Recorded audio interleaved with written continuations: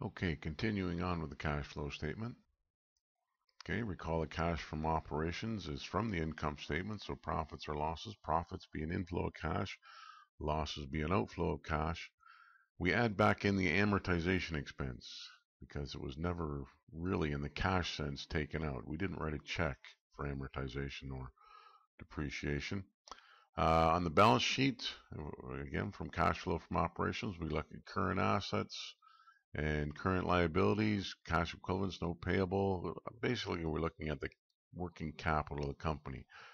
We don't look at portions of the long-term debts that are current. Okay, now we do separate that out on the balance sheet, but when we're talking about it in the cash flow statement, we put the current portions of long-term debt into the financing. So we're just looking at cash flow from operations, the day-to-day working of the company, the expenses, etc., that we incur.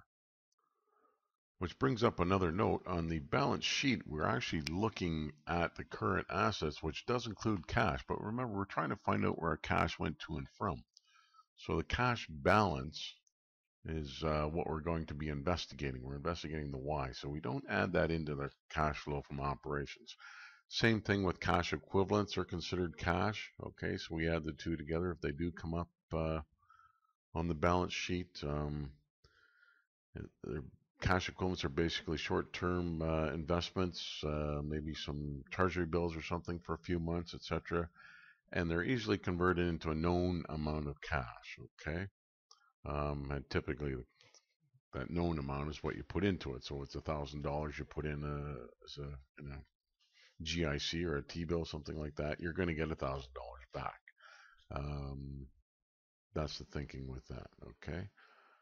And also we tend not to include stocks that we might buy on the stock exchange because they're not a known, typically not a known cash value until we go to sell them. So that's the thinking there. We won't see any of those on the course though.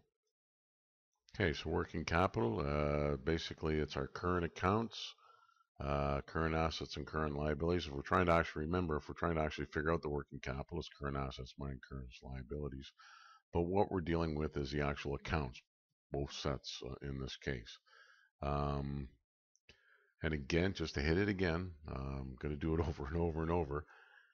Depreciation amortization expense is added in, okay, because we never really spent it.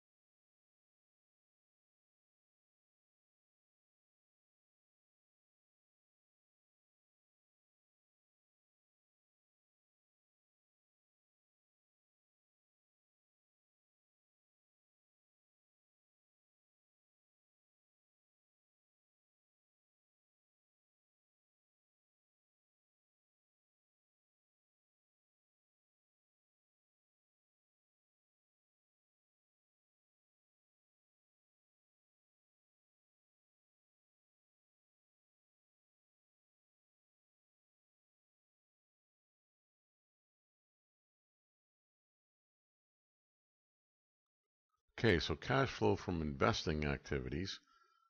This is not investing in the sense of what we typically think of. This is the company investing in assets. Okay, so if a company buys an asset, it's investing the company's money. In the cash flow from investing sense and on the cash flow statement, if we sold a long-term asset, um, we would account for that, but we're not going to do that in this course. This is not sort of depth we want to look at for what we're doing. Okay, and does not include changes in cash equivalents. That's just part of the cash. Okay. Usually cash flow for our purposes from investing is an outflow. Okay, so money going out of our pocket into somebody else's pocket. Now, every once in a while, there does get to be some confusion when we get out of the operating cash flows. Is it financing or investing? Well, if we're getting money from someone, shareholder, bank, whatever the case may be, and it's over the long term, then it's financing. Okay, it's financing. We can get a bank loan short term, but that's operating. So financing is long term and it's cash in, and it's usually from a shareholder or a bank or some other form of lender. That's financing. Investing is when the company takes money and buys assets, long term assets, not inventory, but building equipment, that sort of thing. Cash outflow. Okay, all together then. Statement of cash flows measures the cash flow into and out of the business. So cash flow from operating activities plus cash flow from financing activities plus cash flow from investing activities equals a net increase or decrease in cash. Okay, so even if we have, as if we take grade 6 math, if we have a cash flow from operating activities, it could be a loss, which would be a minus, plus cash flow from financing, which could be a plus. So I have to think of it a little bit strangely, but it'd be a plus plus a minus.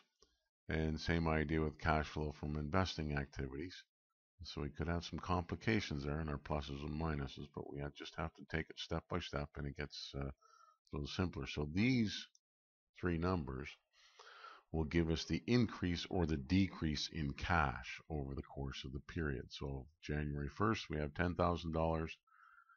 And December 31st, we have $30,000. We have an increase in cash. Our cash flow statement will tell us that we had a $20,000 increase in cash, and it'll show us where it came from. Okay, that's the last slide in this lecture.